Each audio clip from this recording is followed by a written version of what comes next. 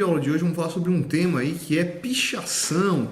Pois é, o tema tem entrado em discussão aí, tem elevado os ânimos de muita gente, por causa do que tem acontecido aqui na cidade de São Paulo, né, onde o atual prefeito aí mandou apagar alguns grafites aí e que gerou ali tanto gente apoiando quanto gente se sentindo extremamente ofendida por essa ação. Mas não é esse ponto que a gente vai discutir. A gente vai discutir aqui hoje sobre o que é essa manifestação da pichação.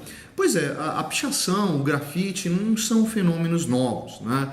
Eles nasceram junto com a tinta em spray, né? Isso aí já é uma expressão muito antiga na história da humanidade.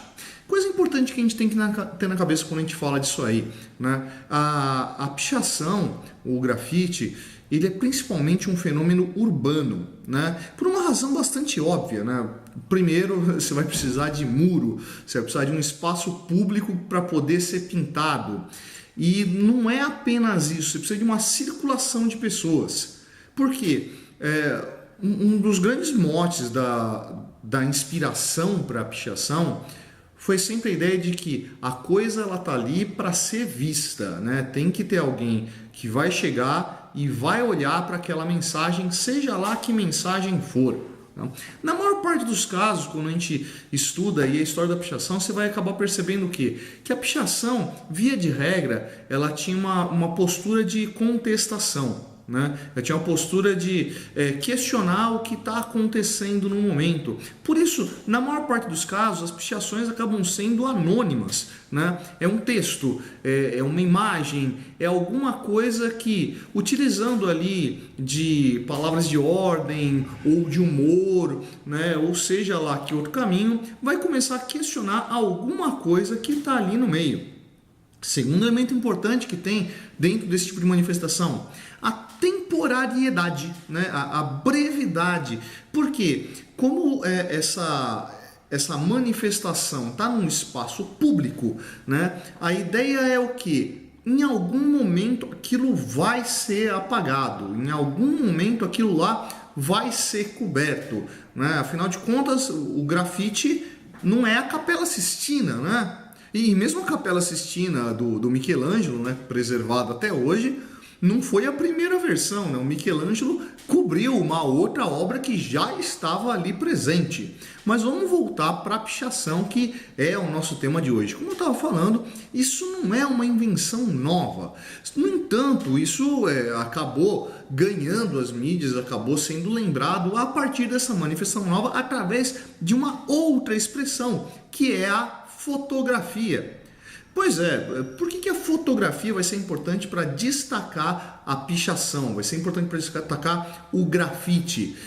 Por uma questão meramente acidental, né? Porque como a ideia da fotografia é registrar eventos, é registrar algum momento específico, muitas vezes esse registro acaba pegando por acidente ou propositalmente, em alguns casos, a manifestação da pichação, né? Porque ela está ali dentro da cena e ela se destaca, né? Ela aparece ali como alguma coisa que quebra a parede que foi projetada, né? Vamos lembrar que a parede pichada, a parede grafitada, ela não foi feita para ser uma tela, né?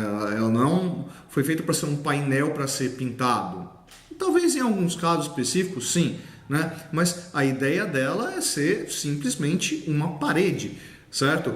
O pichador, o grafiteiro que encontra naquilo ali um espaço para ser visto, né? Um espaço para que a sua expressão seja reconhecida.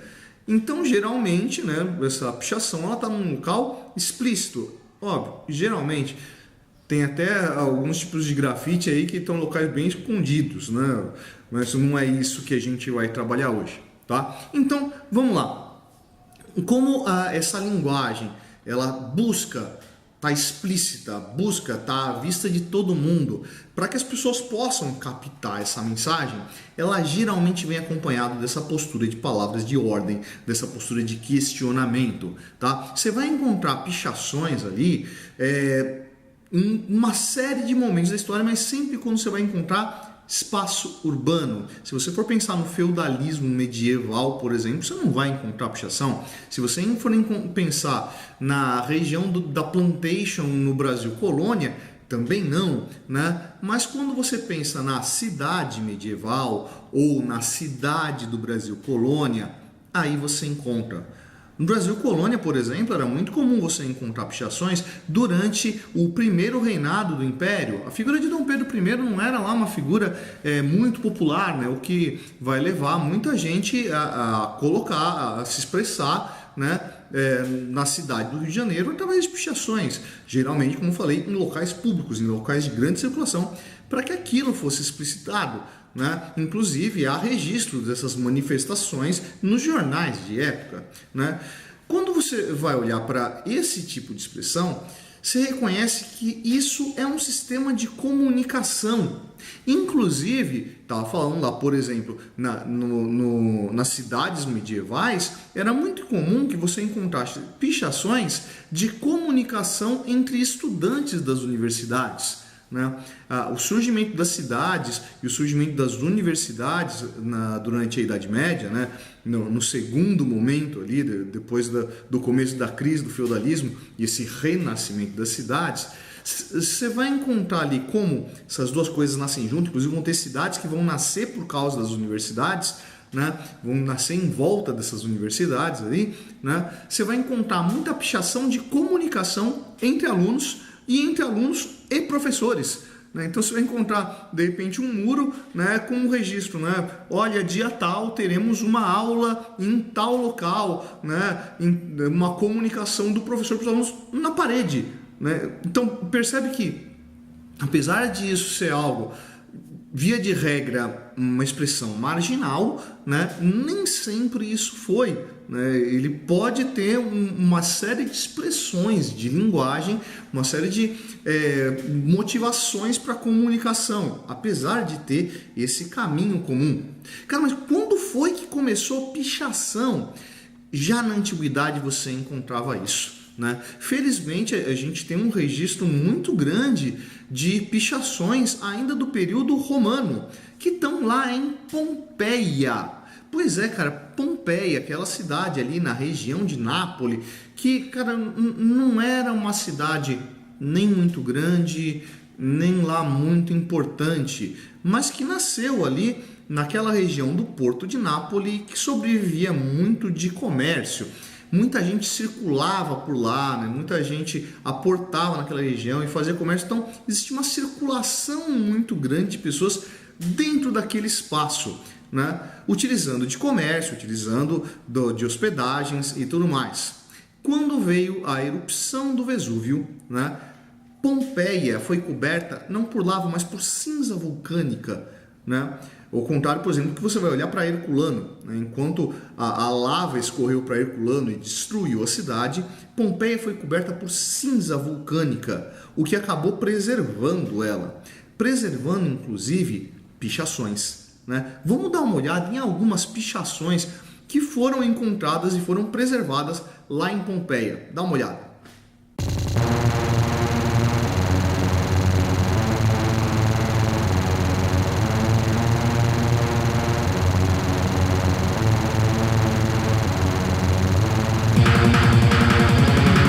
A pichação está muito ligada à relação que o pichador tem com o meio, com o que ele faz ali, como aquela região acaba afetando ele de alguma forma. Por isso separei aqui para a gente dar uma olhada algumas pichações bastante peculiares de Pompeia. Porque, como eu falei, Pompeia era uma cidade comercial que vinha gente de muitos locais. E uma coisa muito comum que tinha em Pompeia, justamente porque está esse pessoal circulando, que chega à porta e vai embora, um tipo de comércio muito popular em Pompeia eram os chamados lupanares, né? Que eram prostíbulos. Né?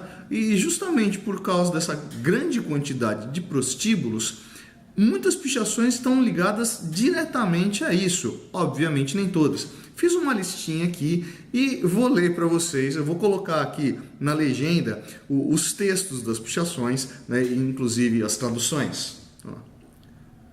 Lucro gaudium, que traduzindo significa lucro é felicidade. Outra, essa eu achei bastante curiosa, né? Pituita me tenet, que significa peguei um resfriado. Desculpa quem fala latim, tá? Eu sei que eu não falo latim e que minha pronúncia deve ser um troço horroroso. Seguindo, outra aqui que vai começar a mostrar essa relação com a prostituição, né? Nem todos são tão ligados a prostitutas, né? Às vezes são de casos amorosos, de relações ali. Então tem uma série de citações aqui que vão estar ligados ou à prática da prostituição, ou à hospedagem, ou ao prazer de estar ali aproveitando alguma coisa. Então vamos lá. Martiuni insula sum. Traduzindo, sou a ilha de Marcos Yunis. Bonito isso, né? Vamos lá. Seguindo. Opi emboliari furuncule, que significa opi, palhaço, ladrão, ladrãozinho. Outra simpática. Esse aqui, o cara que pichou, quis fazer uma propaganda de si próprio. Suspirum puellarum selalos tracas. Traduzindo, selados, o Trácio faz as garotas suspirarem. Mais uma. Mixius in lecto. Fateor, peccavimus, hospes, sidices, quare, nulla fuiti matera. Traduzindo, mijamos na cama. Hospedeiro, procedemos mal? Se perguntas, por que não havia penico? Outra divertida aqui. Propaganda, vamos lá. Arpocras ic quin drauca beni futuiti denário. Aqui, Arpocas transou com Drauca por 1 denário. Devia estar barato. Mucius ic nili futuit. Mucius nunca transou aqui. Novidades para ele. Sinais de amor. Marcus spedalsum amate. Marcus ama Spedusa. Cornelia Elli amarut ab Rufo. Cornelia Elli é amada por Rufo. E agora a minha predileta. Eu acho essa aqui fantástica. Sempre que eu vejo essa situação, eu fico imaginando um apaixonado, né, com um amor proibido, né, que vai lá e sacaneia a casa do pai da amada. Olha que simpático. Coisas para você dizer para sua namorada. Que amavalha peria que no si tamare, bitanto peria que amare vota. Viva todo aquele que ama, morra quem não ama. Morra 2 vezes aquele que proíbe o amor. Essa foi só uma listinha de algumas das minhas pichações preferidas de Pompeia. Mas percebe que as temáticas que vão aparecer ali não diferem muito das temáticas que você acaba encontrando regularmente nas pichações que estão expostas. Muitas vezes o cara que vai lá e faz essa pichação, ele está fazendo uma propaganda de si próprio, está deixando a sua marca, o seu nome explícito para que outras pessoas o reconheçam, como a gente viu em algum desses casos. E em outros casos ali você encontra a gente tentando ofender alguém que ele acha que abusou do pichador, né? Em outros casos você encontra declarações de amor, você encontra manifestações de felicidade, manifestações de alegria e até mesmo algumas pitadinhas de humor aí para tornar a vida mais feliz. Bom, pouco importa aí se você concorda ou não concorda com o grafitismo, com a pichação. A ideia aqui é a gente conseguir perceber o quanto esse tipo de expressão é antiga e está intrincada dentro da nossa sociedade.